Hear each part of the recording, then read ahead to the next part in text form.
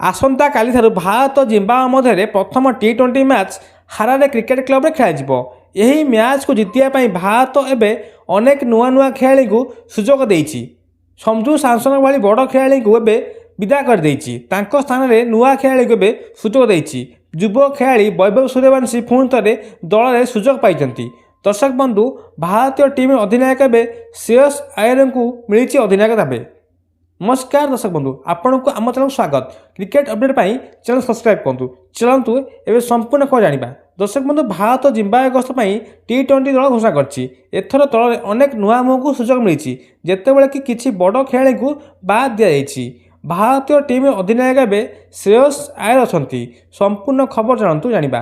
यही दल सबुठ बड़ आकर्षण होची नुआ खेलाड़ी को मिली सुजोग। विशेषकर द्रुत बोलर अशोक शर्मा यश ठाकुर भली बोलर को प्रथम थर पर भारतीय T20 दल में सामिल कराई। अन्यपटे संजू सैमसन भली खेलाड़ी को यही सीरीज स्थान मिलना। यही निष्पत्ति की नहीं क्रिकेट प्रेमी मध्य जोरदार चर्चा चलती।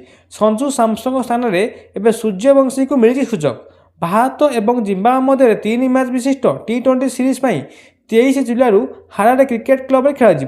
समस्त मैच हारारे स्पोर्ट्स क्लब में खेल। एपटे जिम्बाब्वे अधिनायक सिकंदर राजा कहते यही सीरीज कौन पक्ष सहज हेबना एवं तांको दल भारत को कड़ा टक्कर देवाक प्रस्तुत अच्छी।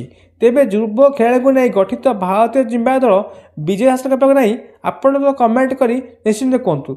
चलते तापूर्व जाना भारतीय दल केउ मैंने स्थान पाई।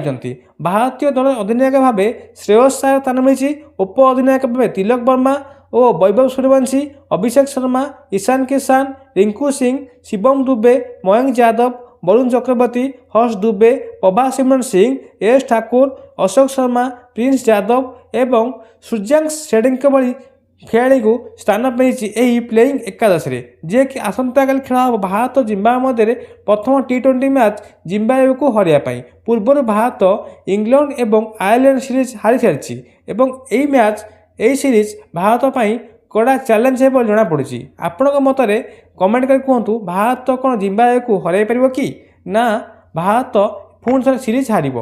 नमस्कार, जय हिंद, वंदे मातरम।